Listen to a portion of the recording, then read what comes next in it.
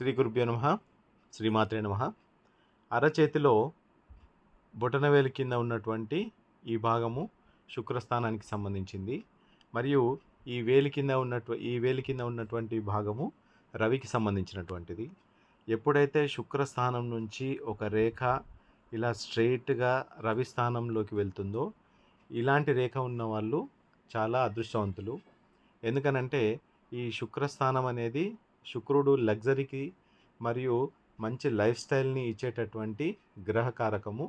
ఇక్కడి నుంచి ఇక్కడికి రావడము, సూర్యుడు అనేది వాళ్ళకి జీవితంలో మంచి అధికారాన్ని ఇవ్వడము, మంచి ఉద్యోగాన్ని, అలాగే మంచి క్రమశిక్షణ కలిగిన జీవితాన్ని ఇచ్చేటటువంటి గ్రహము.